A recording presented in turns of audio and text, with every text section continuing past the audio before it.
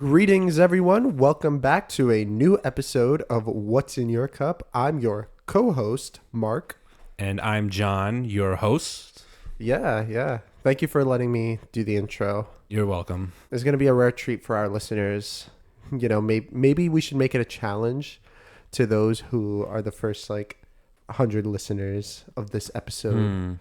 We'll get a nice NFT of my voice saying An NFT thank you. of Yeah, your yeah. I'm voice. going to bring back the NFT bandwagon. Wait, you can do NFTs of like audio files?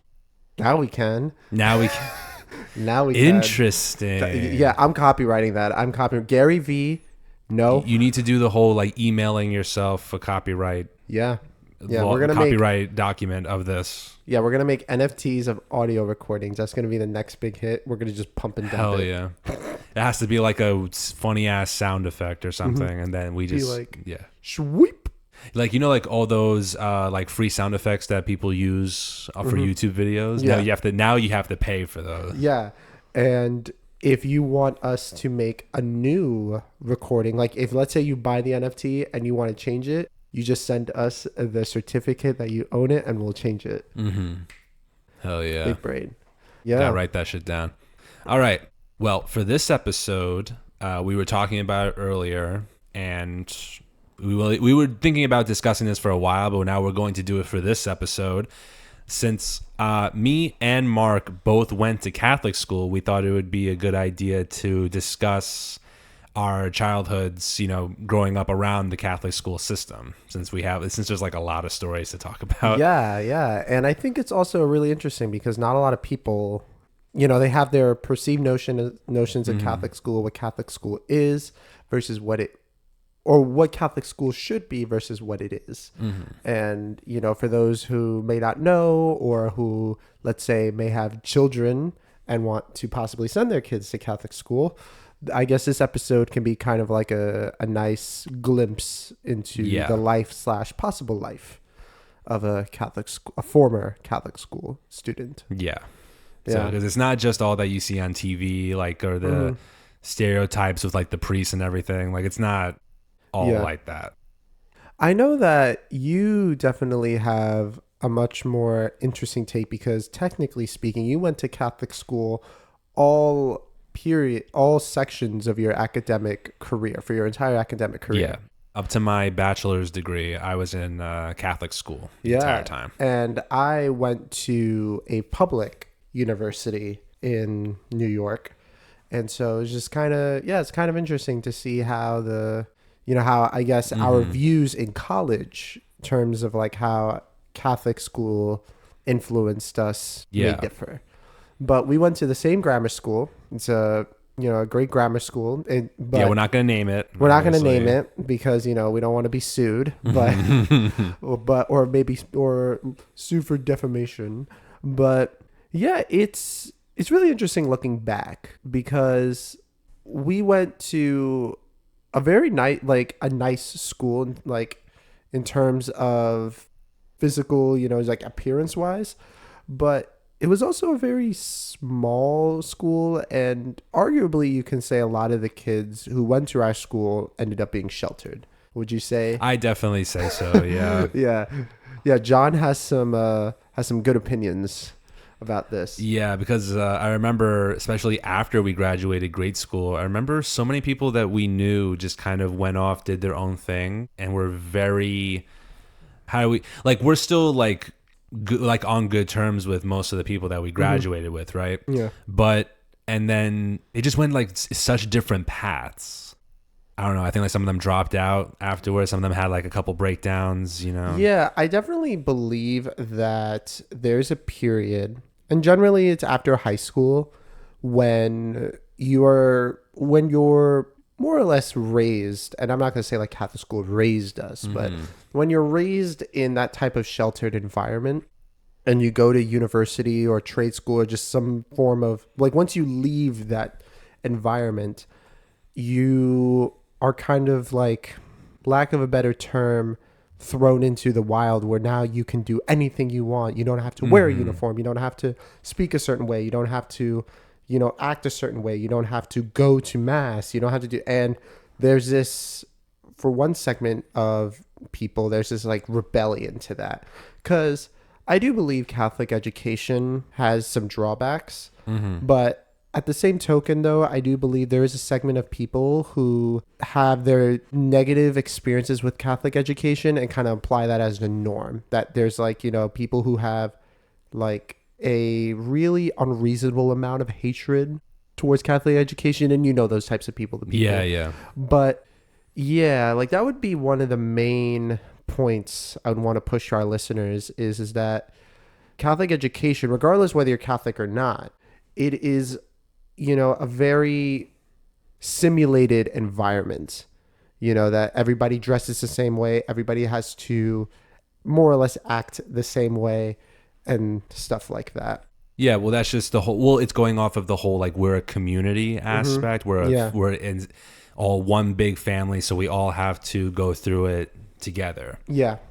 But compared to, like, public schools, there's so much more like rules taking place, and it's much more like you do as we say, and if you talk back, or sometimes the act of defending yourself even when you are right doesn't matter, because you're meant to like serve, if that's the proper way to put it. And there's a big, and I'm not going to say this about all Catholic schools, but I would say it's a trait where the nail that sticks out gets hammered down. Yeah. Right? Where if, for example, like you said, talking about kind of like defending yourself. And when we say defending yourself, and correct me if I'm wrong, you're talking about like defending yourself from the institution, right? Kind of like the institution says, no, you can't do that. You defend yourself. There is, to some degree, a fear element of people being like, well, retribution. Like, the institution is going to make your life a living hell, no pun intended, a living hell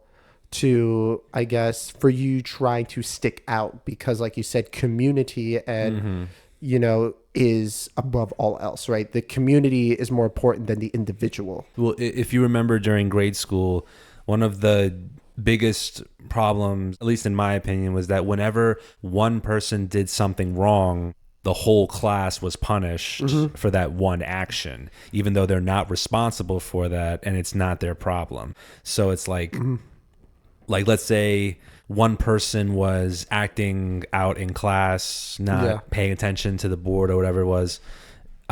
They would just like, we'd all have to get punished, and then then they'd come out and give a whole speech to all of us instead of just dealing with that one kid. Yeah.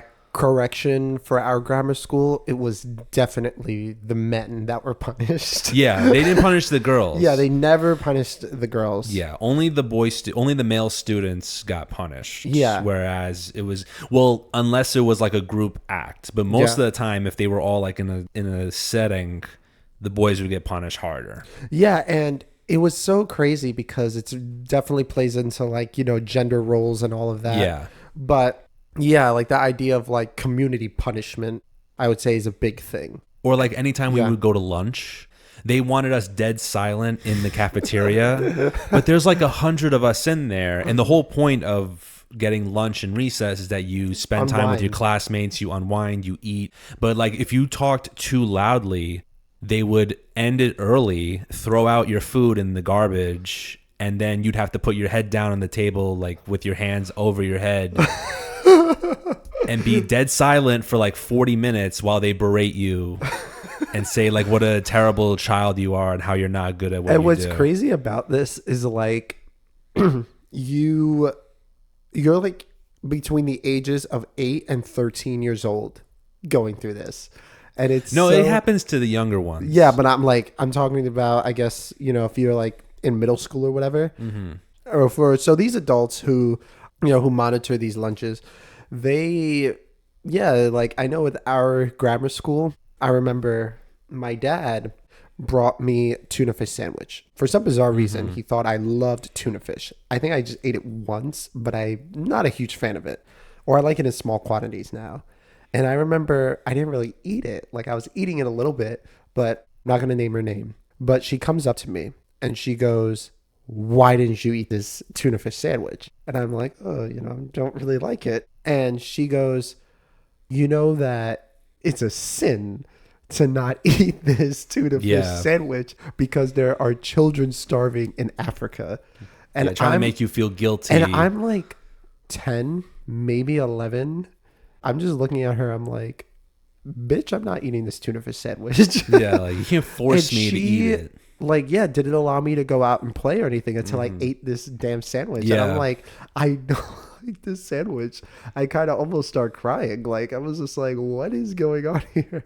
I remember another time similar to this where they were giving out like lollipops during lunch for some reason. It was probably like during a holiday or something. That's the only Yeah. time that they do it.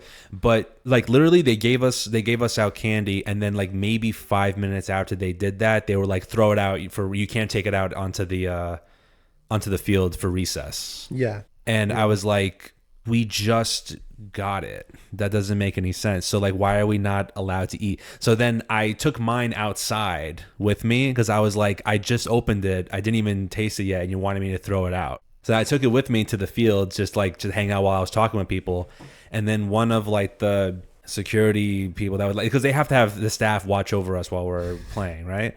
They came right over to me and they were like, didn't we say to you that food is not allowed on the field? It's like you're about to be publicly executed right now. And like obviously like in the middle of the crowd and everything, it was like just like putting you down. He's like, go throw it out, go sit down, and do not move for the rest of recess. All for eating like you, a piece of candy. And if you do, I'm gonna give you detention if you move for having a lollipop. You have been accused of anti-Soviet behavior. That's literally what that is. And I'm like, so what's the point of you? It's like the only way that they be nice to you is because they have to be nice to you for some reason. Yeah, And then the rest of it, like they just I feel like they just hate us for some reason. It's always like, it's like the majority of the staff were like these older women, divorced, like they got nothing else going on with their lives, so they take out all their anger out on the kids. That's what it felt like most of the time. True. That is so true. And it doesn't matter. It's not just for like the middle school ones. It was also like, because I had to tutor a couple kids when I was in like 7th and 8th grade. I was just about to bring this up, but continue. And I had to tutor a couple kids. So, but they have like sections where it's like the younger ones, like kindergarten, pre-K, or first, whatever it was. And they would yell at them just as hard as they would yell at an 8th grader. Because I remember one time this kid, he was like 4 or 5. He had like an apple juice, like little square, Like the box of juice. Yeah, like little thing like that. He spilled it. Okay, he spilled it on the table. He's like 4 or 5. This like old woman just starts yelling and screaming at him, and I'm like, he's 4 or 5 years old. What are you doing? Calm down. Like, this is your job. How are you still working here?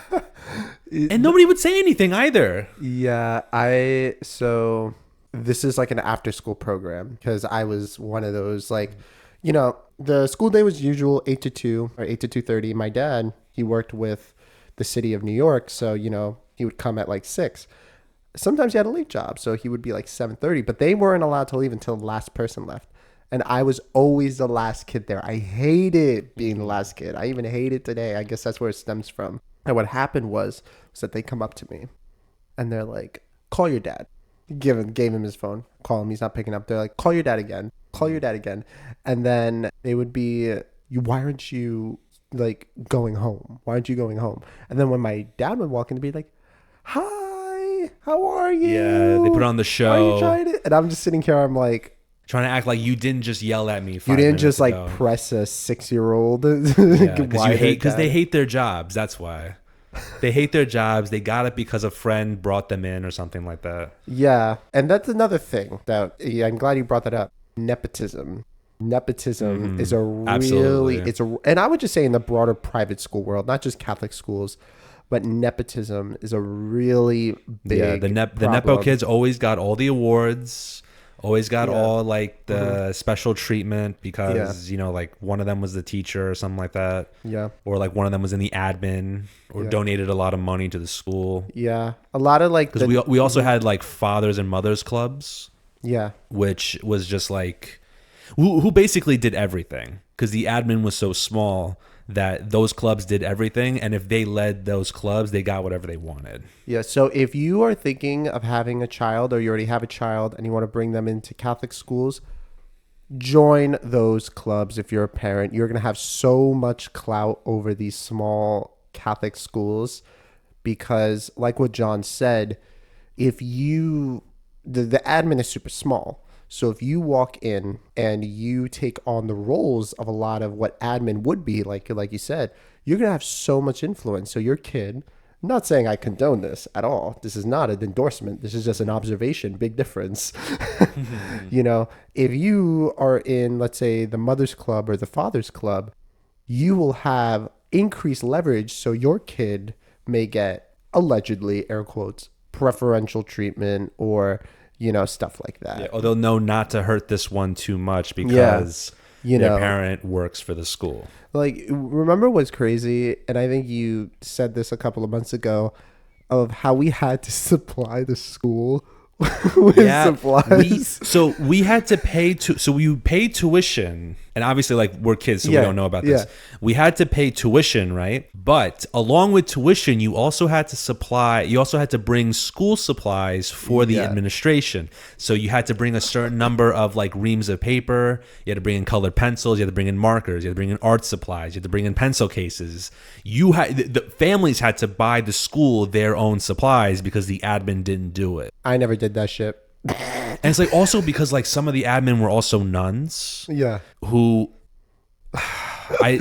it's always that like breath was all I needed to hear. It's like, it's very, like, for me, because I've seen it before, not just in schools, but it's like when you put a priest or a nun in charge of, like, business in particular, they're not business savvy. They spend their whole lives servicing God or praying or going to mass or, like, concentrating on like the level of purity within themselves. What do they know about doing a business? I don't know. The business model that our grammar school had was pretty savvy.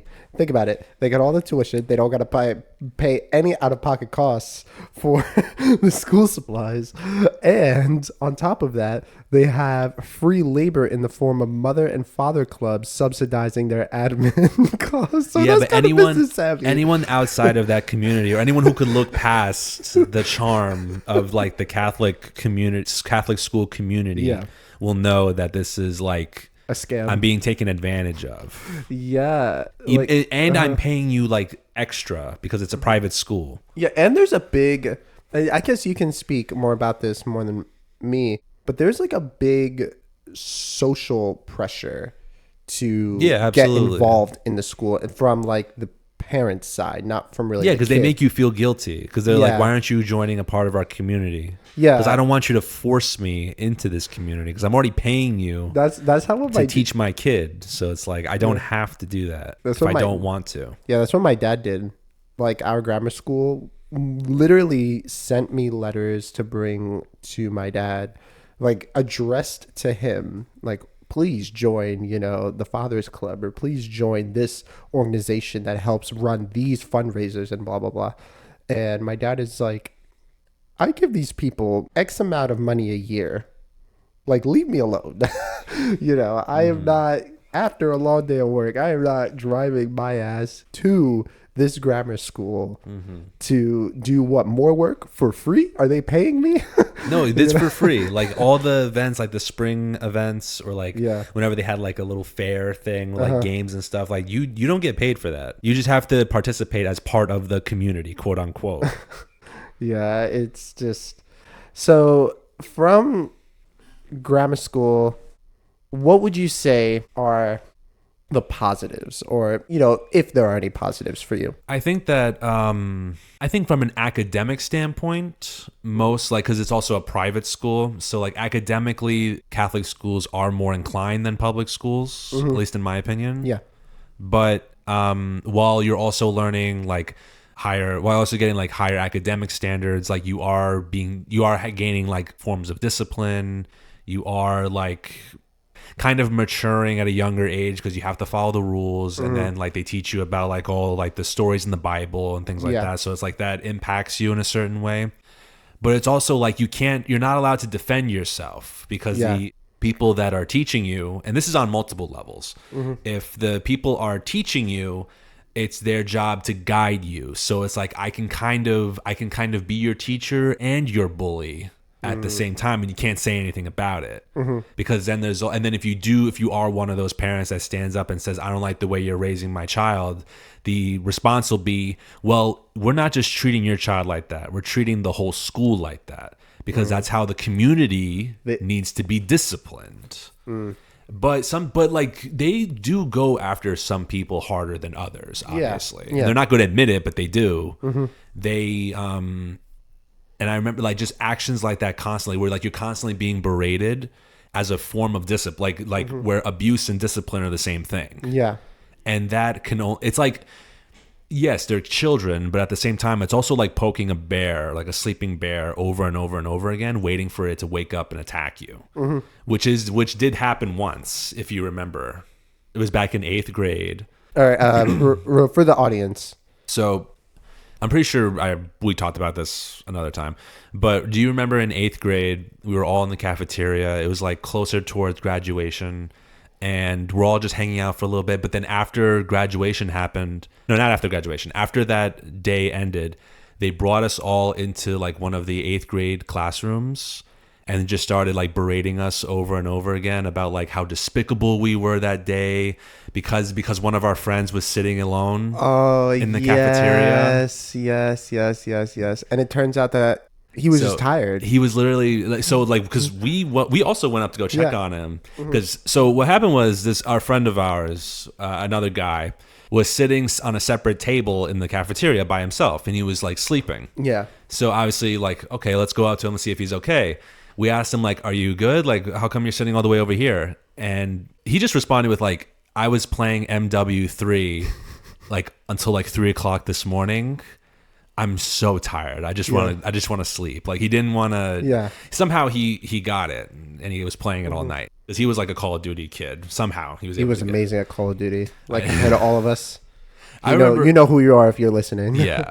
So then we were like, all right, sure, you sleep. So then we all went back to our seats and just kept talking. And then they pulled us into the next room, like getting all upset, and we had no idea what was going on. I remember when the teachers cried, like calling us bullies. Yeah, like one of them, they were both like older. Yeah. And they're like yelling at us, like calling us, like, I remember like what she said. She was like, "You're all despicable chill." Like she's trying to like ham it up and be all dramatic. And we were like, what are you talking about? We were in there for like 20 minutes.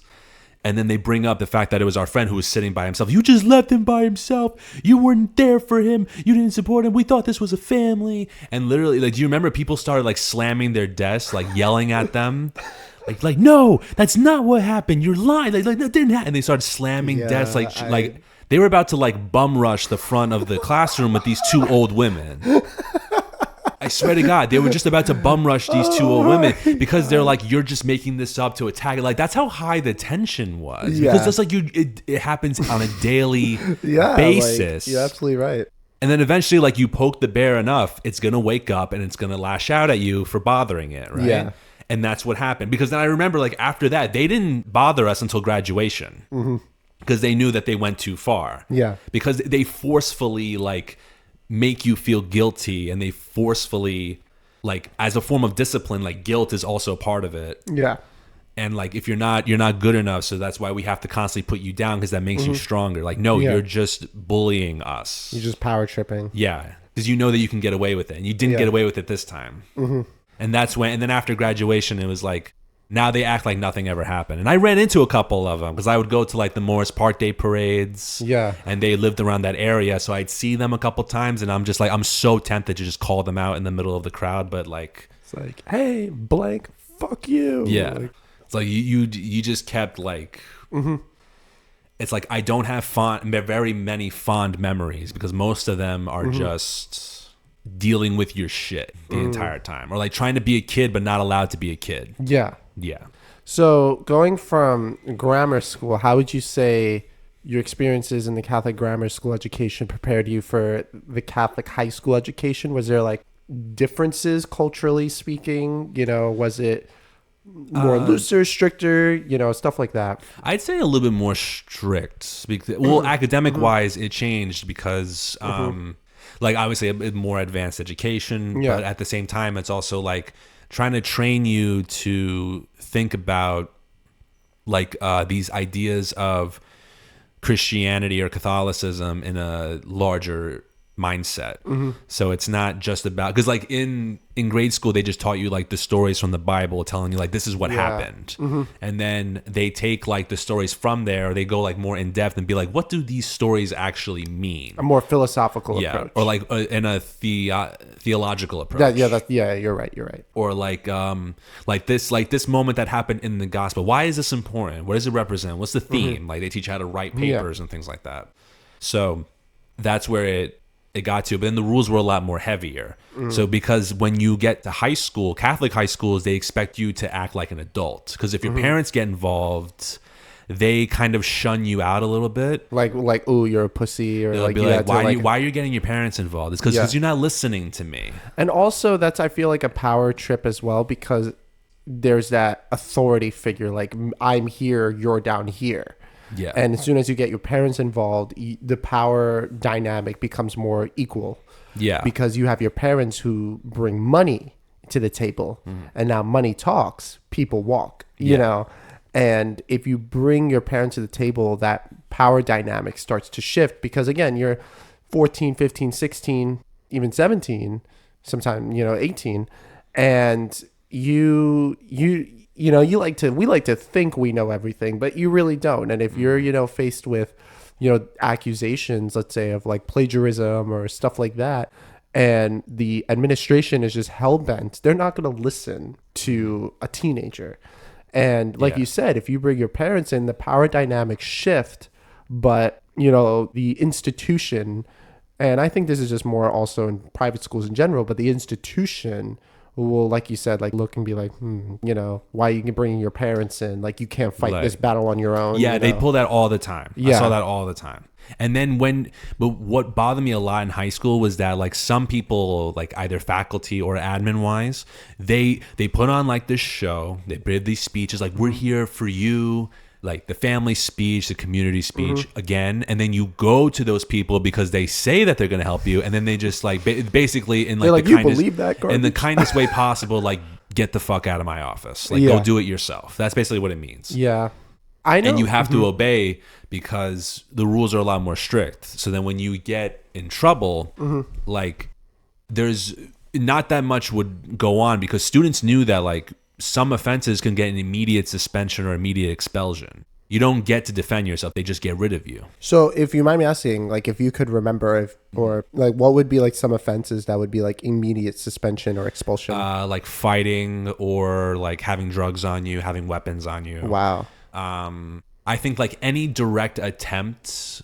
for like let's say like if I was going to charge at my teacher with a weapon, immediate expulsion. Well, yeah, of course. But if I'm fighting with another kid over some stupid reason, immediate suspension. Yeah, I feel like context is context in the form of like you charging your teacher with a weapon, that's different. But like in terms of fighting, students fighting, I feel that there has to be context involved, because my sister went to the school. I'm not going to name the school, but my sister went to the school that coined the zero tolerance policy within the broader New York City Catholic school system. This school, we both know what it is, coined it that no matter who's at fault, if I hit you and you hit me, we're both suspended. I could call you all slurs, all this stuff, and if you hit me, even though I guilted you into hitting me, you're suspended. We're both suspended. Or no, if you just hit me and I don't hit back, you're suspended, even though I was cursing at you. But if I hit you and you defend yourself, both of us are suspended. No, that's the same way at my school. Yeah, too. because everybody started following that school's lead. Because when my sister was there, they like brought that rule in. Well, because it just makes it easier on their part. Well, yeah, my school, why bother defending one when we can just tell them that both of them are wrong? Yeah. Have them both suspended and not make it a problem. Yeah, and like my school didn't really have that. We tried that for 1 year and it failed epically, because I loved my high school. And I would say that my high school, not saying like you didn't, I'm just saying like I loved my high school, because my high school was a Catholic school, no doubt about it. But it also, I think, it was much more liberal in the sense of what can and cannot happen, like more like lenient in a way. Not lenient, I would say liberal. Like definitely they, and when I say liberal, I'm not talking about like social policies or stuff like that. I mean like interpretations of the Bible and the order of priests that were there. I forgot the order. I know that's really bad, but the way they interpreted the Bible, they ran the school. So like for example, I learned Genesis not as fact, but as symbolism. So like, Yeah, that was a similar version to mine because yeah. mine was also like I know or I'm not going to say it because then it'll give it away which school it is, but they did follow like, it was like a separate section of like a priestly order. Yeah. And and all their rules were based on that interpretation of like, or like this, like the saint who started it and like the rules that they created or their vision that they created for how they taught Christianity, how they taught Catholicism was how they taught in the school. Yeah, and so like we were taught a much more, I would say, holistic, well-rounded approach to theology. Like we learned about Islam, we learned about the other Islam and Judaism, the other Abrahamic religions, stuff like that. But how this institution and its relationship to students, it was much more kind of like they were willing to listen.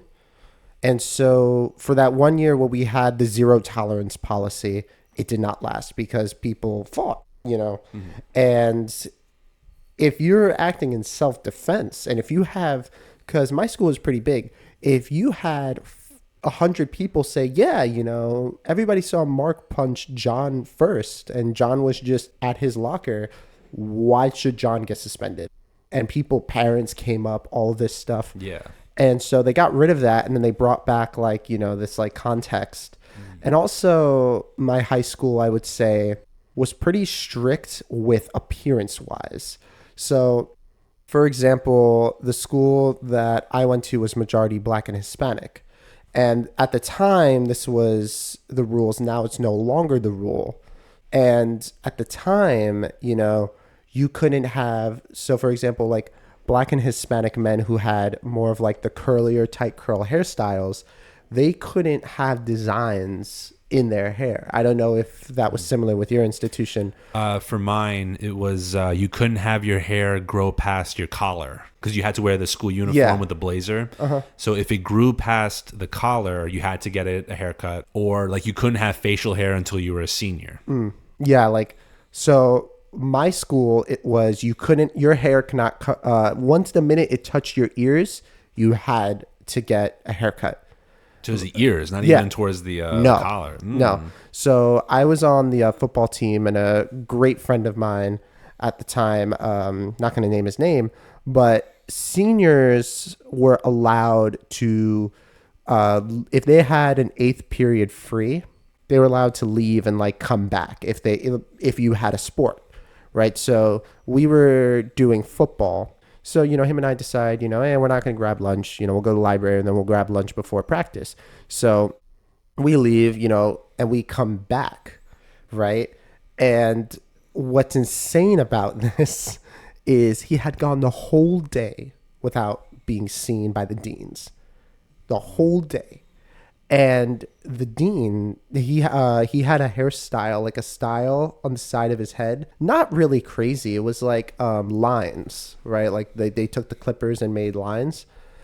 The dean saw him. This is at like 2:30 we're walking in, and said, nope, go get a barber. I'm here until 5 o'clock. You are not allowed to go to practice or come into school the next day. You're going to leave your bag here until you come back before 5 o'clock when I leave, and with a haircut.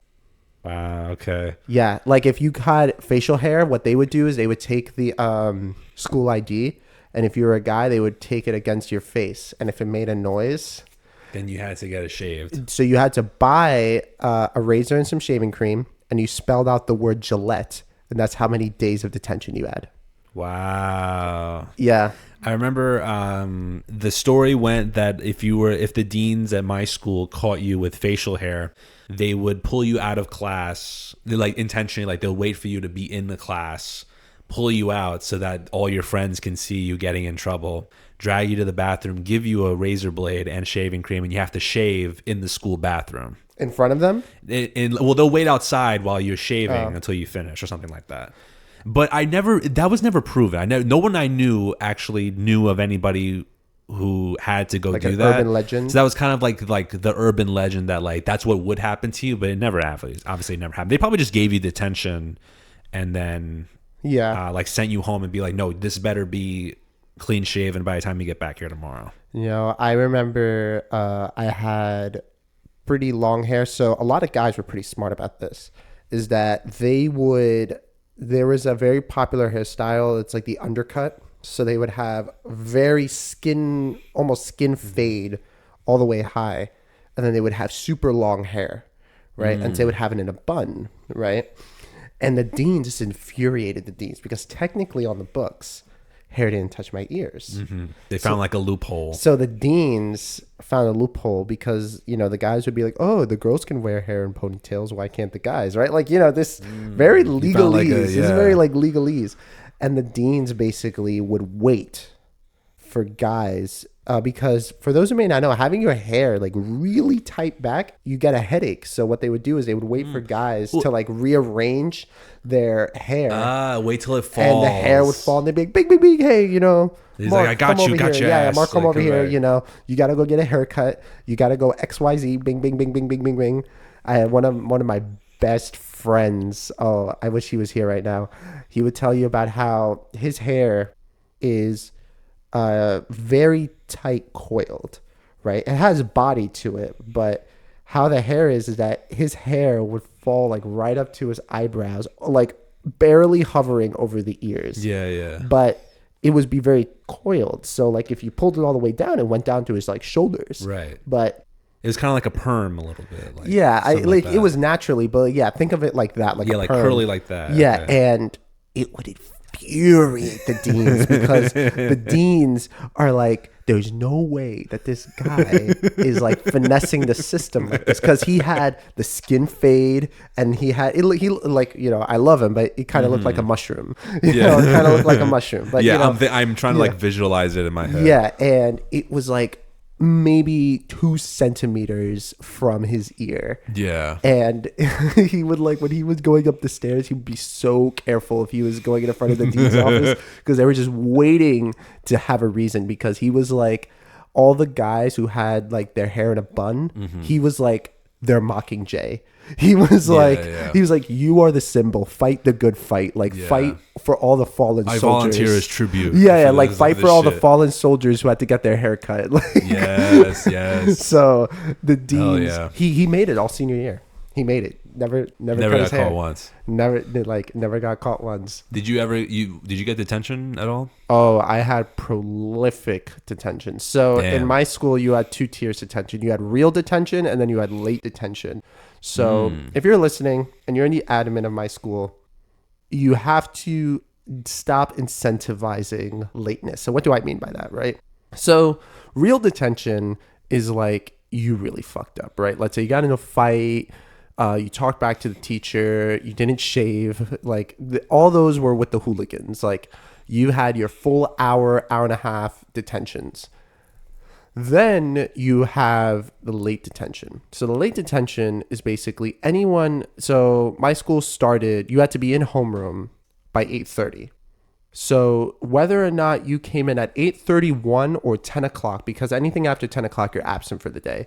So whether you came in at 8:31 or 9:59, you did a 10-minute detention. So if I'm already coming at like 8:26, it's a 10-minute detention. It starts at 2:45, so it's at 3:05. Practice, because I did football and lacrosse. Practice doesn't really start until like 3:15, 3:20. Yeah, you gotta get changed. Yeah, I gotta get changed. Gotta everything. You're supposed to be on the field at 3, but it never really starts at 3. Sorry, coach. You know. So what I did, there's a Dunkin' Donuts nearby. I would go, hey, Dad, like pull up. Do you want a coffee or something? He's like, all right, fine. So every Friday, my senior year, I was in detention until one day the dean, she calls me into her office and she's like, why do you have like 35 latenesses? Oh my God. Yeah, it was bad because, and what's bad about it is that you could be late from Monday to Thursday and you would only serve one 10-minute detention. Like that's it. So it wouldn't be like, let's say, the severity build up. So like, let's say you're only late one day, it's 10 minutes, 2 days, 20 minutes, 30 minutes, and then so far and so forth. No, it was like you can be late Monday through Friday by an hour and then only serve a 10-minute detention. So it was incentivizing okay. to be late. Like, you know, But then how did all those pile up? Like, what do you mean?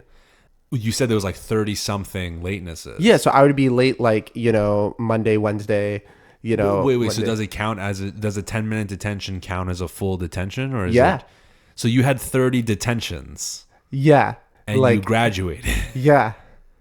They didn't do anything about that. So what they feared, so what happened was because like when after you explain, I'll explain what happens in mine and how like non-lenient they would have been if that was a thing. Yeah, so what happened was is that the deans bring me in because I was a good kid, like in the sense where I was second honors, first honors student.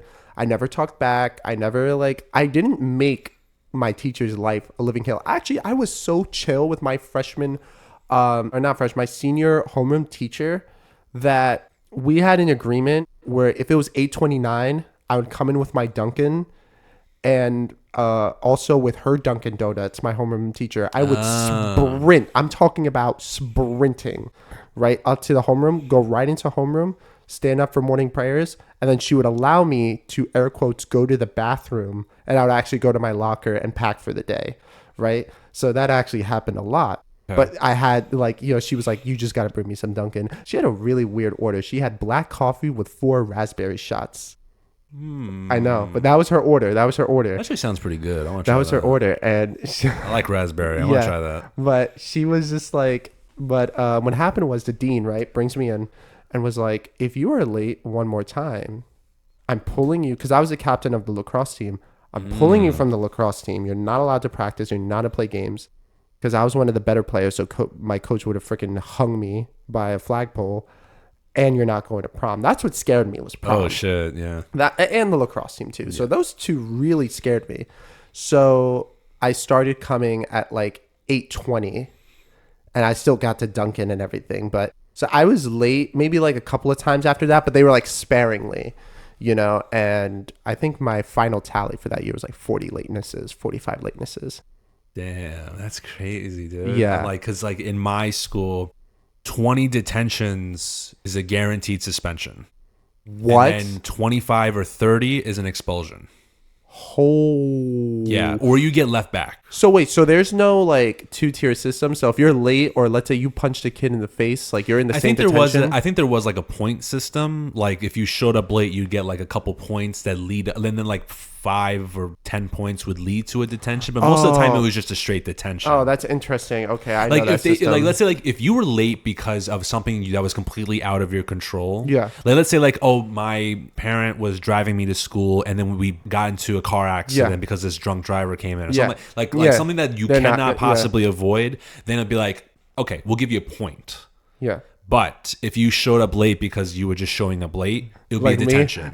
It would be an immediate detention. If I showed up with a cup of coffee, up late. You just get an immediate detention. There was no points for you, just a detention. So 20 of them was a guaranteed suspension, and then anything else above that was either getting expelled or getting left behind that year. That's crazy. I would have that's why people were on edge a lot of the time, because they knew how easy it was to fail.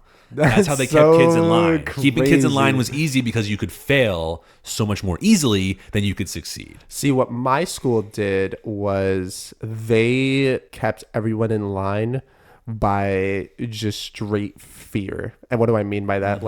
So for example, let's say you got in a fight, or you were just not even a bad person, because there weren't a lot of bad people in my school, just annoying people. So let's say you were annoying, right? You would harass the teachers, you talk back, blah, blah, blah. They would just not allow you to go to class.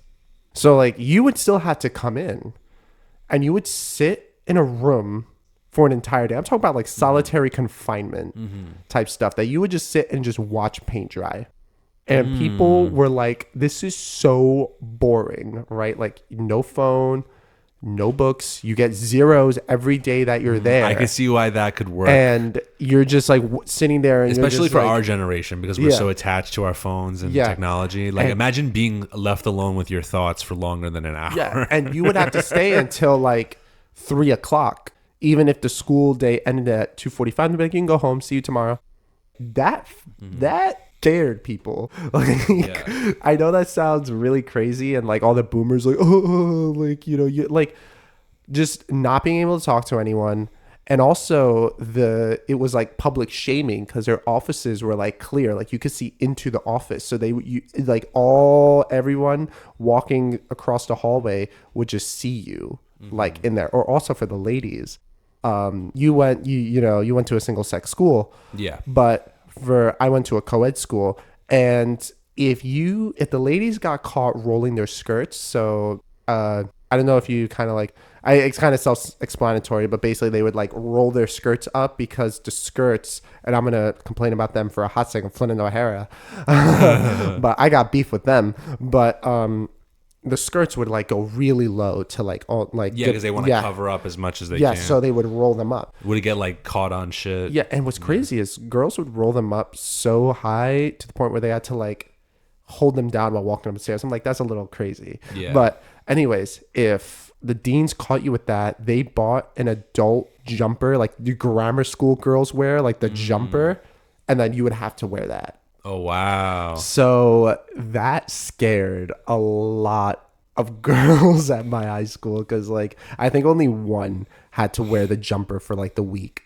For a week. Yeah. It was Damn. like public. This is like public shame mentality. Yeah. And that kind of kept us in line. So not so much like fear of expulsion, because most people that were expelled from my school got caught with like weed or something, or they failed out. I don't know if you could you have failed out of your school? Did they allow like for example, like grade wise, if you were like, yeah, let's say like you failed like 4 classes, would they kick you out? They wouldn't kick you, they leave you behind, but I don't think they kick you out. Yeah, at my school nobody got left behind.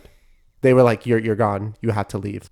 I know that they did do probationary periods depending on your quote unquote offense, and they would decide whether or not you were allowed to like move up the next grade level. I knew that was a thing, but I don't remember anybody actually getting left behind. I remember a lot of people leaving at some point, like either like sophomore or junior year. Actually, a lot of people senior year left. Senior year, and they left. They either went to your school or to another Catholic school. I know exactly. I know one person that came from your school to my school. And then and then we were all like, bro, you were doing like so well. And, you know, you were almost at the finish line. Like, why did you bail out now? And then because once you leave, you also have to transition to the new school. And its culture and its people. You have to, like, I think you have to take their exams as well. I was about to say, so the person that left your school and came to my school, ready for this, had to take, I think, all the regents from freshman year. Yeah, I know it. I remember him, yeah. And he dated one of our friends. Our friends had dated her, and so she was dating your colleague who came to my school. Yeah. And he had to take like freshman algebra, like global 1, like all the regions, because all those requirements. And everybody's like, bro, why the hell are you here? You are a senior. Like, everybody's friend groups are already established. Everybody's like, nobody's looking for new friends. Like, blah blah blah. Like. Like, we're like, why are you here? He had a group going on at mine. Like, people knew him. He was in sports. He was doing all this stuff. And, it was and so he just weird. Left. It had to have been like a money issue. Probably. It had to have been a financial issue or something, because it was expensive to go to the school. Yeah, and I just know that it was just so crazy because of Regents Week, he was there for every day from like, because, you know, most people, if you're not from New York State or your state doesn't have a Regents, or you didn't have to take a Regents, basically you have a Regents Week. So if you have your finals and then you have a Regents Week, and Regents Week generally just come in for like a couple of hours, take a test and leave, depending on how many classes you have. But this guy would be here like from a regular school day, like 8 to 2, taking every single Regents. And I'm like, how much knowledge? And he had to pass. He had to like pass a certain amount of Regents to graduate from this institution. You only need like a C to pass the Regents, right? You need a 65, and that's not a C. That's like when you throw in the D, curve. Right? No, when you throw in the curve, like for example, I took Trig Regents. I got a 67 on it, but that's the curved score. If I had a raw score, it would have been like a 13. Well, damn, that's a big ass curve. I'm telling But you. also those tests are incredibly difficult. Yeah, they're very difficult. Because you're just shoving like so much information from one course. Yeah. Like if it was a math one, you had to learn like everything about mathematics Yeah. to take the Regents exam. Yeah, and the Regents, how it works would be like, there would be periods where the teachers would be like, you're not getting 100 on this test. Like, we are not teaching you material, we are teaching you the test. And that they are basically saying like, there would be times where they didn't have enough time to cover everything, so they would skip whole chapters or only spend like a day on this chapter. There's not enough time. And then go on to the next. So there were times where they would be like, you're going to get this answer wrong on the Regents. We know it. Don't worry about it. Go on the next one. And like, that's just like, looking back, that's insane. Yeah, because like, even they know that these tests don't work. Yeah. But you have to take them anyway. Yeah. That's crazy. No. How is the well before we move on to college talking about that, like what was your favorite part about like Catholic high school? I know we kind of like shat on it in the beginning, but I would say the community in a way. Definitely. Because although, in using communitarian doctrine as punishment is bad, like you said, like, you're saying like, oh, one person messed up, everybody gets wrong. It also fosters a really like close knit relationship that, especially during your high school years. Especially during high school years, like I did sports that like only really added value to that. I was very fortunate to have a very positive high school experience. I've made some of the best friends in my life, and coming from any Catholic institution, there is that sense of like community where you're like, wow, like we all did this bullshit. We survived together. Survived the gauntlet, and that also you kind of, and this is gonna, I guess, get me in a little hot water, but you kind of also notice, maybe this is my elitist viewpoint, like you're a different caliber person, right? Like when you go out and you go to university, right, you can immediately tell who went to an institution, not necessarily private, but just who went to an institution that valued discipline and that instilled people like, that you have to get up and move your ass, versus people who, with just got the discipline. C, just give them the C, just so they can graduate because I don't want to deal with them, and you definitely see the different caliber in a university setting. And it's like night and day. Now, I'm not saying everyone who goes to a private education, who gets a private education, is going to be up to this caliber. We've known many people who have not. But by and large, when you go to an institution, even let's say a public school that values, like, no, you are going to respect authority. No, you are going to do X, Y, and Z. When you get into university, it's a lot easier to adjust. Academically speaking, I would say socially speaking, Catholic and private education, unless you're going to go to a Catholic and or private school, the culture is a big culture shock, because the university, especially like a public university, is a very liberal in the sense of you do what you want as long as you're not, as long as you abide by these as long as you abide by housing rules, like you can do whatever you want. So I've known people like who went to wet campuses. So wet campuses like allow alcohol, where they're drinking left and right, or they've gone like way down the deep end in terms of like weed consumption and all of that. The anxiety hits. The anxiety, the the only coping mechanism is drinking or smoking or just like taking a semester off occasionally. And it's kind of like, that you let the dog loose, and the dog has only known the yard and the fence, and it's very happy in the yard and the fence. But the minute that you open up the driveway, the dog is going to run around the block, run so far to the point where they no longer know where they are. And that's the big risk. That shock hits them harder than anything. And for those who are not following the analogy, the dog is a person who went to private schools. So you're so used to like you're so used to like being, especially like as in a Catholic school, like Catholic schools will teach you, they'll teach you to like lead and go beyond your boundaries, and they'll preach these things. But you also have to remember that it's a Catholic school. Yeah. It's religion based. Yeah. And purposes of religion is serving a God first. Like God comes, like that's what I was taught in my Catholic schools.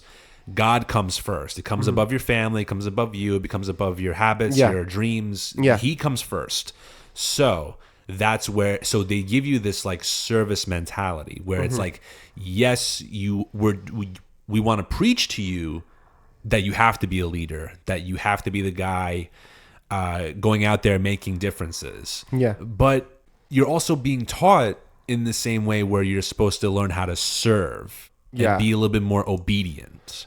So it kind of, it's like a contrast to like the way you're being taught versus the way that you're being preached. And also, then that shock kind of, sorry to interrupt. No. But that shock does hit a little bit once you're out. Yeah. Because then they, okay, now you serviced us for 4 years.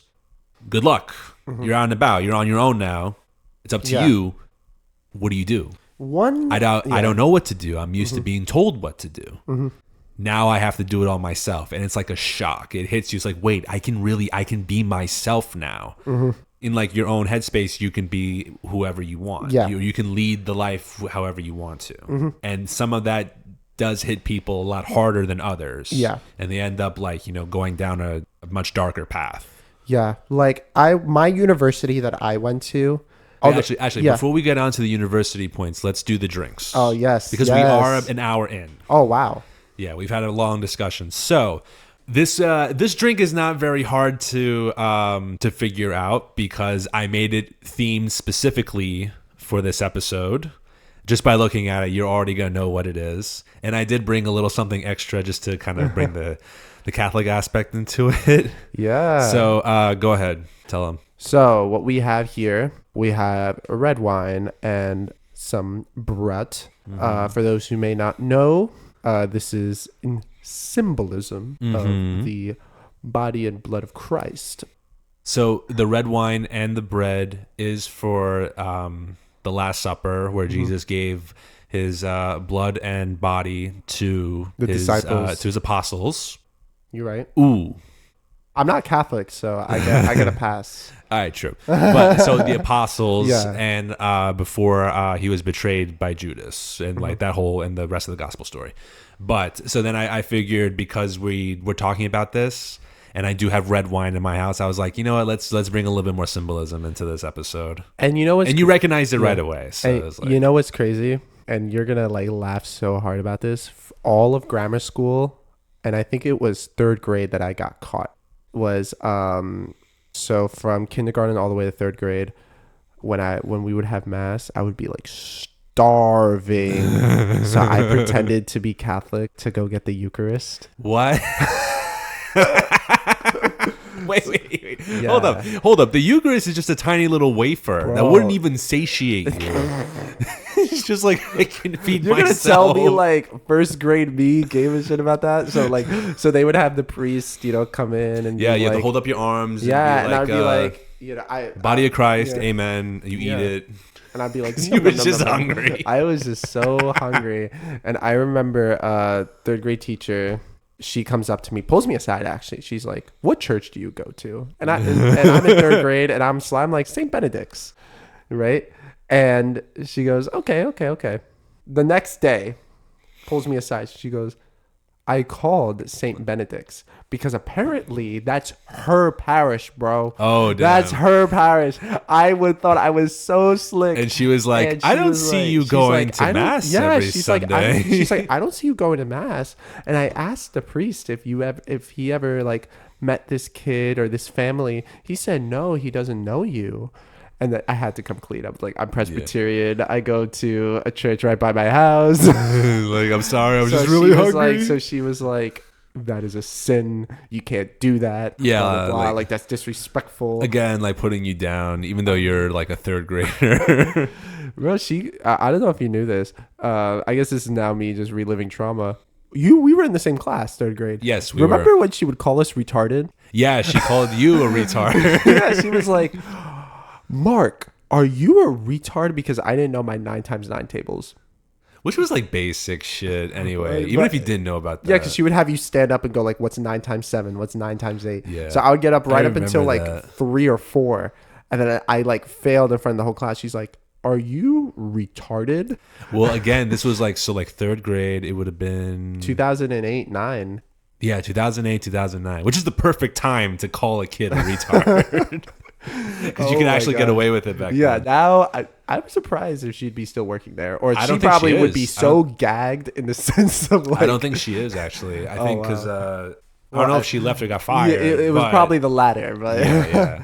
but alrighty. All right. So We're going to have the wine. I'm going to break the bread and Alrighty. split it between us. yes, break this bread. You don't have to eat the whole thing if you don't want to. All I'll eat the whole thing.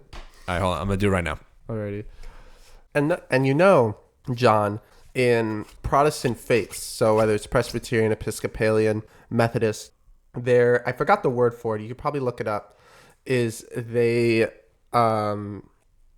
dunk the bread in the wine and serve it to you. There's a word for it. I forgot what it starts with a T, I think, and it's like a very I want to comment, but my mouth is filled with bread. yeah, but I'll get back to this Yeah. in a second. yeah. I'll wait till you swallow it. Pause. Pause. No. But yeah. So I remember because I used to go to church camp. Yeah, I used to go to church camp, and it was up in the Catskills, and it was so much fun because like it was my Presbyterian church. It was very much like, I don't know if you have you ever been to a Protestant, or more specifically like a Hispanic or Black denomination church. I don't think so. No. Okay, so the church I went to was mostly like Hispanic denomination, or no, well, Hispanic people on a Presbyterian faith, right? And like that church camp, they would be singing crazy songs. We did skits. It was much more like camp, because when people talk about church camp, they're like, "Oh, okay. you weren't allowed to do anything." Like we did pranks, like we went hiking, all this. And everybody was like related to each other in the church. Like we were all like grew up in the neighborhood, and everybody was like cousins and all that. So it was much. So it was like also kind of like a family outing. But I remember it was just so funny because we'd have like a mass, right? But the mass was always like by one of my cousins, my cousin Bobby, and he was like, I guess you would consider in the Catholic faith like a deacon. I guess the closest thing, but he was just Okay. like kind of our like congregation leader. And yeah, he would have not like a mass in the sense of like how the Catholics would have a mass, but it was much more like just a long sermon about God and and how your So it's relationship like with God. it's like an extended homily. Yes, that's actually a really good. Yeah, it was like an 'Cause extended the homilies, homily. I think, is the longest. Well, technically, because it's different each time. Because the homily is just a presentation by the priest. So it's usually sometimes it could either be really long, it could be really short. But it's usually they try to fit it within like an hour-long time span. That is Well, the pretty whole the whole service is between an hour and 15 minutes. So the homily could range differently by then. But yeah, so just think of like an hour and a half homily, and at Okay. the end he would do like the mock, like making the bread into the body of Christ and the wine into the blood of Christ, and they would dunk it in. And for the children, they would dunk it in grape juice, and then you would go up and eat it. I think they do that in Catholic churches as well, depending on the church you go to. Most of the time they do it separate, but I think specifically during like maybe Advent or Lent holidays, they will dip it in the wine and then give it to you. Like that. Well, mostly I think like only if you're an adult. If you're a kid, they just give you the wafer. I used to think that because I was in the Boy Scouts, and St. Teresa's, the Boy Scout Mass, is actually there.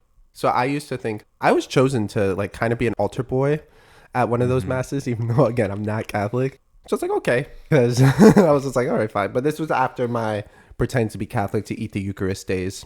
So I thought the nuns made the wafers. They just come in a plastic jar. Yeah, they order them in. I thought like the nuns made the wafers, No. and I was just like, oh my god, it's like my whole world was shattered when I just saw them like take out. No, the wine, the wafers, I think the oil too. It's all ordered in specifically for the church. Like I think either the priest or someone in like, because the church does have an administration, like because people do have to work in their offices, right? So they will do like delivery orders to bring in the wafers and the wine and the oil. Or like if they need to do like incense, like 'cause sometimes like they burn the incense, or they do like holy water, they order that in, I think. So wait, there's a whole like Catholic industrial complex behind the church, like in the sense where like you have a whole supply chain of people who like go get the holy water or go get the wafers and make the wafers, and it's like it's I'm not not like sure entirely how it works. I just know that they don't make it on the spot. They usually have it ordered in. that's from an somewhere. interesting thing. I don't know. I've I don't never know how thought like about. that. I don't know how that whole industrialization works. I just know that that's how they usually bring it in. You know, I feel like some investigative journalists should find out this. Also, this On bread, Vice might. Vice News. Don't get me started on Vice. I love Vice, But They're I so want to. good. I want to go on one thing. If you are trying to send your kid to a private school, especially in the New York City greater area, because I can't speak on outside of New York, you are going to be subject to the mafia. And what do I mean by the mafia? Every single Catholic high school in this city of 8 million people, all the Catholic schools, all across the 5 boroughs, have to go to two stores, 2 physical stores of the same company to get their uniforms. Yes. This store is called Flynn and O'Hara. This is the Irish mafia we are talking about. These people control the Catholic school from grammar school all the way to high school, their uniform sales.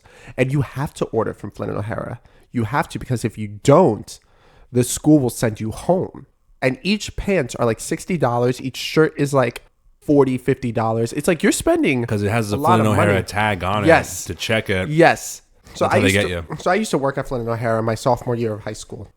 And it was so crazy because people would drop like $700 in uniforms for 1 year. Damn. No, Yeah. I remember I think we would buy from Flynn and O'Hara, realize like how expensive it would get, and then I would be re-wearing the same shit every year. Even if I got larger, it would be the same like khakis, same blazer. I would just like stretch it out, or I'd pull some of the string, like especially by the armpits and the elbows, to like extend it, because we are not paying for a fucking school uniform for that much. And it's like, I get it, it's important because you all have to wear it. You just wear the same thing over and over again. If it breaks, then I'll get you something new. But as long as you can make it pass, just don't rip it, you'll be fine. I remember my high school on the first day, they would check the boys' tags on their khakis to see if the Flynn and O'Hara logo was there. And if it wasn't, they sent you home. You weren't allowed an orientation. And if you didn't get your orientation, you didn't know your schedule and you couldn't go to class. But Flynn and O'Hara, so I worked there my sophomore year. And what happened was that I worked in their embroidery and silkscreen department. So I worked in the basement. Flynn and O'Hara, low-key, is kind of sexist. They had all the pretty girls on the floor selling all the products. All the men and ugly girls, beauty, yes, is subjective, but all the ugly girls were in the basement, all right? And I would work from 9 a.m. to like sometimes 8, 9 p.m., right? Because you would want to pick up shifts and all of that. And I wouldn't see the sun. Like, when I tell you, I would not see the sun. I would not see the sun. Yeah, you were just in the basement downstairs the whole time. basement is all gray. So what I did was that I took a piece of paper and I drew sun and birds and taped them. The next day, they were all taken down. Damn, man. Yeah. So one day, this is like me working after a couple of months. I'm now the runner, right? So the runner is the person who runs up and down the stairs all day long. Yeah, you're getting they'll give you an order tag, go and run downstairs, down, pick it grab up. Yeah. So You had to have like and those you- big yeah. thighs or Yeah. calves by that time. And the lines in Flynn and O'Hara are critical. Like, Yeah, I was they on those will go lines. down blocks, people. Like, if you have Catholic... Especially last minute shopping. yes. They go Like, down the around week corner, before yeah. school, don't send your kid the first week. Just don't. Just take the first week absence, go after the second week of school. That's literally it. But anyways, what would happen is that the line would go all the way down. So I would come up, and these lines are critical. So people are in Flynn and O'Hara for like 7, 8, 9 hours. Like, we're waiting for hours because we make the uniforms as they come in. So it's not like we're making, schools like, shirts for X Catholic school just constantly. No, we're doing them as they come in, a la carte, right? So we make an order as it is.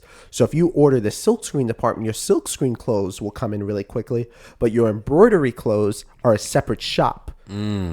So you will get all your gym clothes because all those are silkscreen. But if you want your polos, your blazers, your pants, that's embroidery. Yeah. And we only had 2 machines. Damn. So you had to hustle. Bro, people would be tight. I've been pressed as a 16-year-old kid. Pressed. Like, where's my clothes? Where the fuck is my clothes? I'm fucking sick and tired of this place. I'd start laughing in their face. I'd be like, you better go sit down, buddy. So the manager didn't like that I would be laughing. Well, yeah, because then it makes it more of their problem. But still, it's like they literally can't do anything. The they have manager didn't like that. So one day, it's a slow day. Or not a slow day, but it's like we're all just waiting for the embroidery machines because you didn't leave until the last customer left, because then you also had to do inventory and then you had to clean up. Mm-hmm. So the last customer, let's say during the busy week, would end at, argument's sakes, 8 o'clock, right? We stopped taking customers at 6:30. 8 o'clock rolls around. You don't leave until 9 because you got to clean, you got to do some generic inventory. So we're just hanging out, we're talking about music. Our assistant manager, she comes in, right? And she goes, oh, Mark. And by the way, I'm the only one. All of us are not working, but I'm the only one sitting down, right? She goes, we're about to start cleaning. Why don't you go home? And I said, okay. So I got up. I walk over. I clock out. Everybody's looking at me as if like I'm a dead man. They're like, yo, what? Next day I come in at my shift because I was taking the afternoon to the evening shift. I come in. Oh, can you come into my office, Mark? I go, yeah, come in. He fired me. For walking out. For walking out. Even though she said you can go home. Yeah. Wow. So she just played you. Yeah.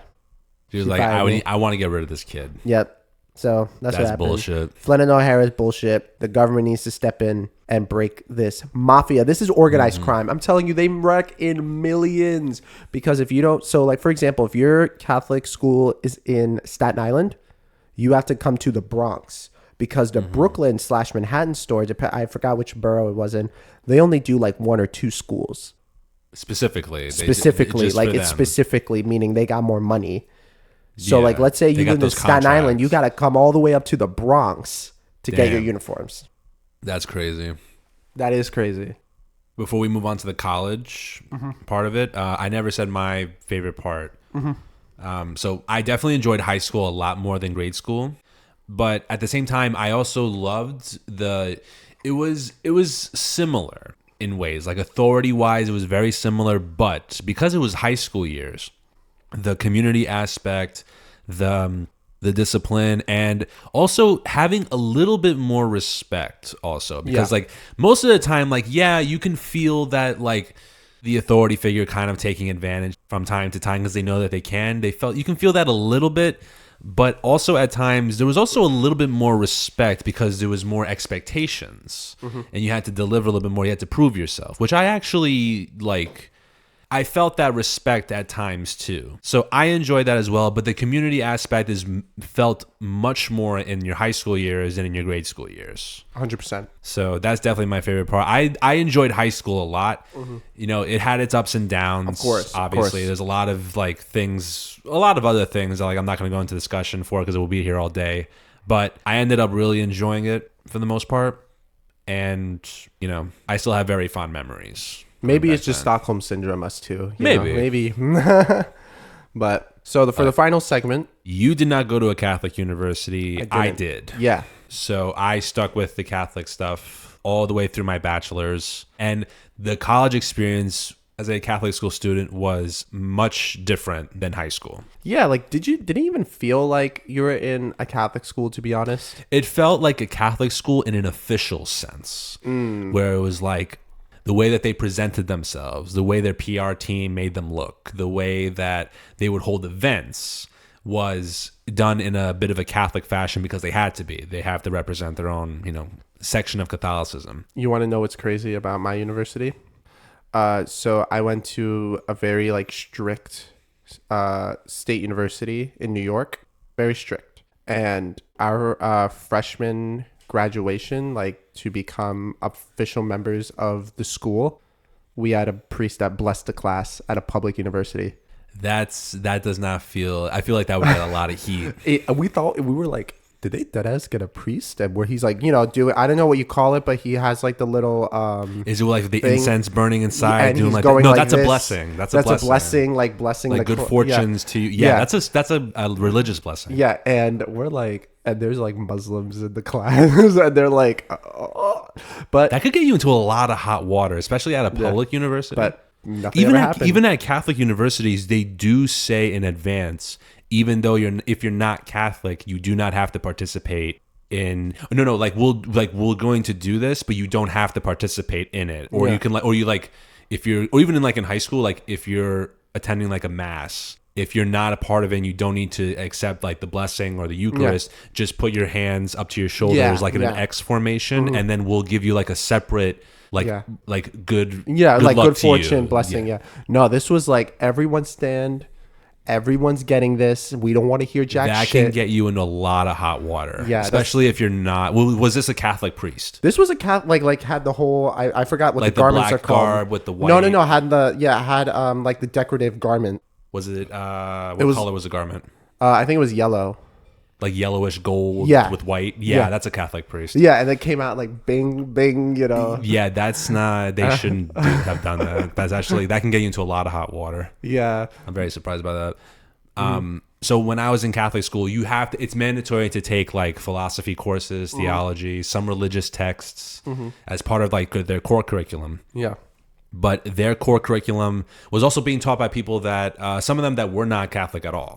They could also teach those Catholic courses because that's the degree they studied in. Oh. A lot of it was based on interpretation and theory rather than directly saying that this happened. Interesting. Most of it was all theory. So Unless you were taking like a history course where it was like, let's talk about like the events that happened between like as soon as Jesus was born up to like to his death, or to like St. Paul when he had to like deliver the letters to the Corinthians or things like that.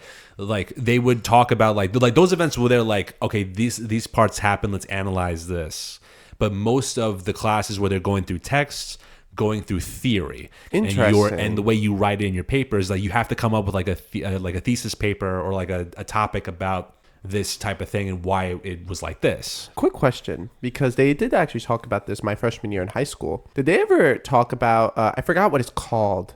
I think it starts with an S, but it's basically all the books and gospels that were not included into the Bible.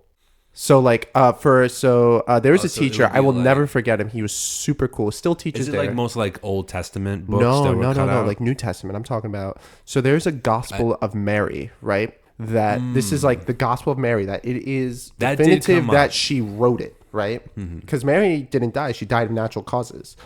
And so there's a big time jump for those who may not know or need a refresh between Jesus being born and then Jesus becoming an adult. So the last known story of Jesus Christ, as far as I know, correct me if I'm wrong, that we know of him being a child was when he was 12, when he went to the wedding and turned water into wine. Yeah, like one of his first miracles. And then there's a time jump after that and then to he when spent he's like 40 30. days in the desert. You know, there's this huge time jump, right? So the Gospel of Mary takes place between those years, right? And she tells stories of Jesus more human, right? Because he's half God, half man, right? So his human aspect comes out in him learning to become the very pious man that he was, right? So this is our theology teacher talking about this, where he was like, there's a story in the Gospel of Mary that there was this kid that was really getting on Jesus's nerves, like literally just getting on his nerves, and he killed him with a lightning bolt, just like bang, like Thor, like, and then he was told, you can't do that, this is not the power, blah blah blah.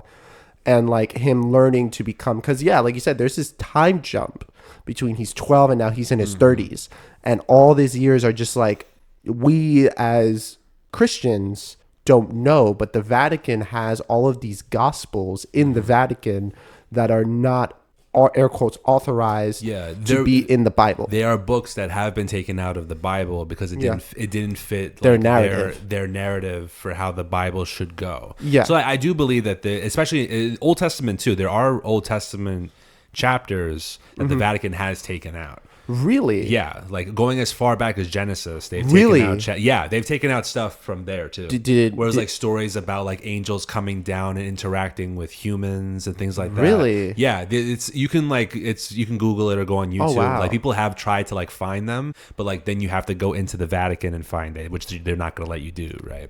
So Damn. I do. We should storm the Vatican.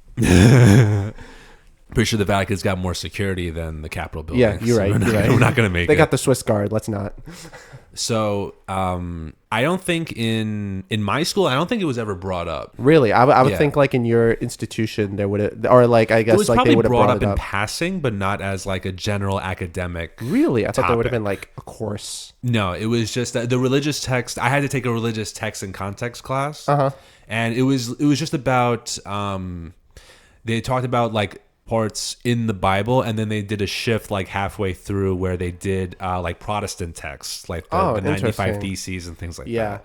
So it was kind of mixed between it because they have to, as it's part of Catholic history, so they have to bring in Protestant texts. That's really interesting. But it was never directly talked about during a class. It was brought up as like a passing, like, yeah, this could exist. We don't know. The Vatican might have taken it out, but it's not a part of the Bible officially, so we don't have to discuss it. Oh, okay. That makes sense. So, and it was like, obviously, if you can't directly confirm that this does exist, they don't talk about it because then it just brings up a whole other array of problems. But for the most part, I remember because like we went through the COVID-19 pandemic during our college years. So a lot of the stuff, like half of my experience was spent on a computer.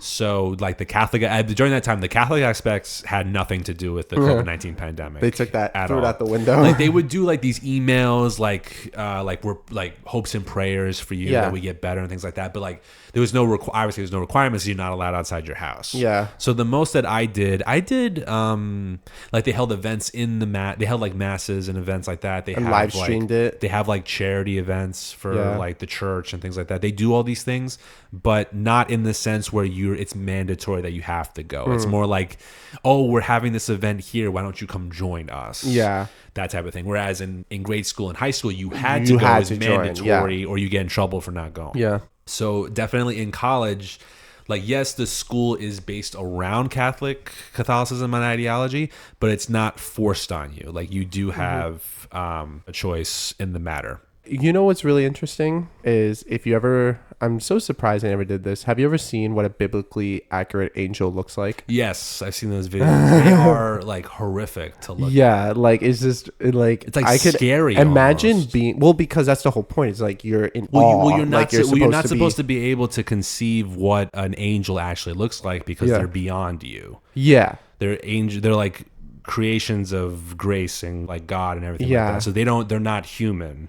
So trying to visualize them from a human perspective like is impossible. and it's just like really like crazy because it's like imagine being in grammar school and they're like, this is what a biblically accurate angel looks like. Like Yeah, like, they scare the shit you're out of you. like, That's why they give you those like kid Bibles where like Yeah. everybody looks all happy and shit.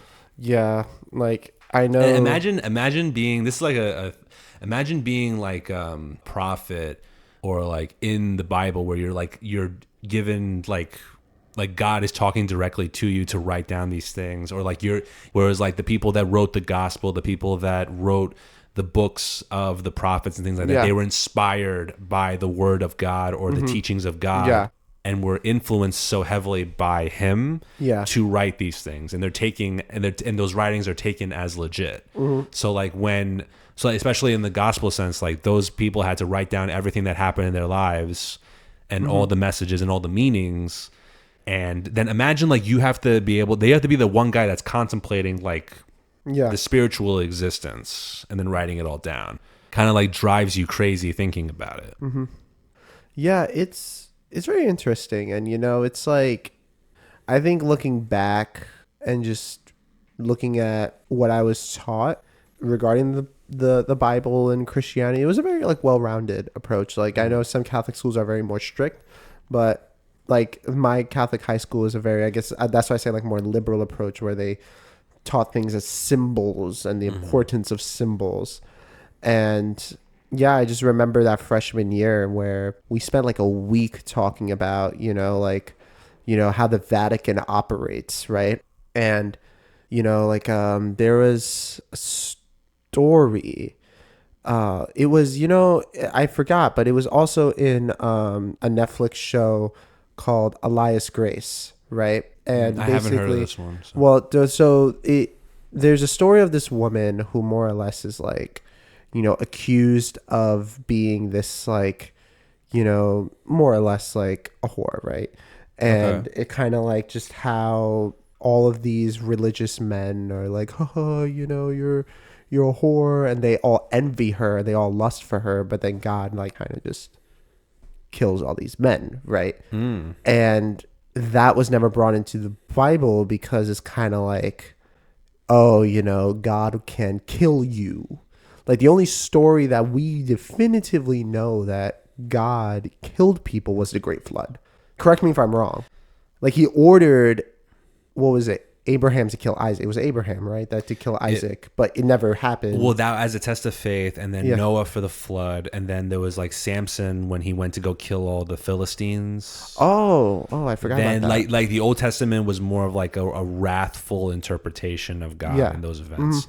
But the one I remember, especially in the New Testament, the one story that kind of says that like it's not really a choice in the matter to follow Jesus was the story of Saint Paul. And when he first started, because remember He was hunted. Saul. Yeah. He was his real name was Saul, and he was hunting down Christians, or what was the term? The Gentiles. He was hunting Gentiles. down the Gentiles.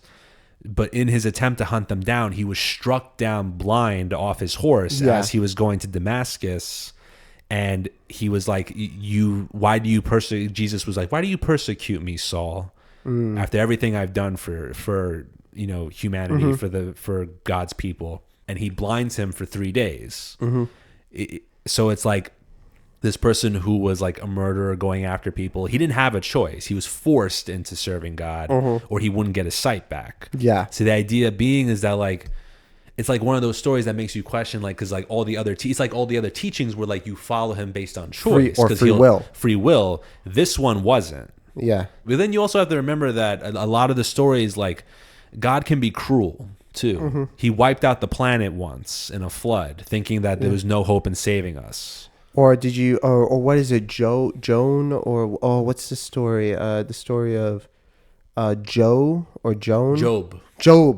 Yeah, like that was fucking test crazy. of faith. Yeah, that was crazy. It's like sorry. do you they know that killed story? his whole family, bro. Yeah, he killed ruined his whole life family. to prove a point It that was like him and he's the the most devil. faithful servant. It was him and the devil. Yeah, they put this man the through devil the came back ringer. up to heaven and said, "Let's do a test. Let's see if this Bro. your most faithful servant is truly indebted to you." Bro. Tortured this man, For ruined his whole life, his whole life. proved the point that he is my most faithful follower, and then gave him back everything that he lost. So Insane. Put this man through the ringer for what?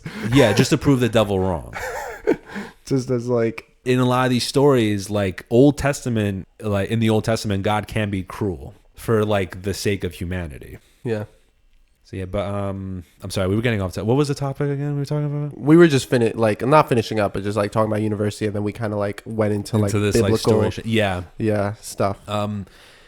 Yeah, but was there any other influences at a public university that way, or was it just that like one moment? We had a chapel, but it was a non-denominational chapel, so it's like temple, and it Like could anybody be can really kinda a go in. mosque. But I think we had like a couple of Muslim students in total. Like anyone can go in there. Yeah. To, But it was very much a school that wasn't a private school, but had the tendencies of a private school. Where it was very strict. It was very like disciplined. You have to be. In some sense, it was a lot more strict than private school, and there was that like fear of retribution if you stepped out of line. Interesting. That was the only instance where I learned that, or not learned that, like I saw there was religious kind of like influence.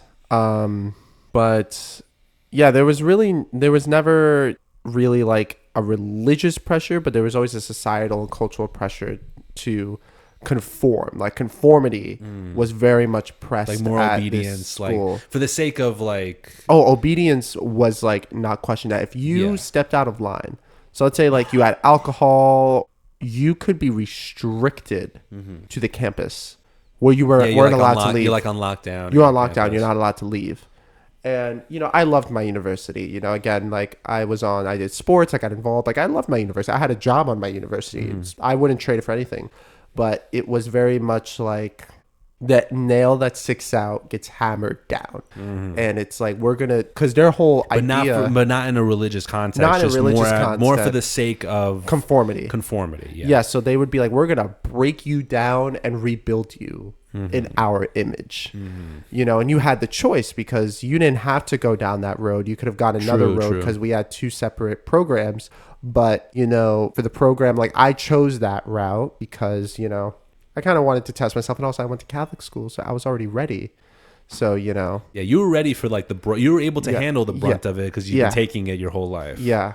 At least for me, like at a Catholic school where Catholicism was never pressured, especially in the university level, because they know there's a lot more backlash in that sense. Because technically, as a college student, you are free to explore yourself and represent yourself in that way. You're an adult now, so you have like obviously there's still a Catholic school. They still like promote these ideas in their actions, but they can't force you to because now then it gets legal involved, and that hurts them 10 times worse. But the school that I went to, it would be like, you're doing this, and then the only way they would back down is if you threaten to sue.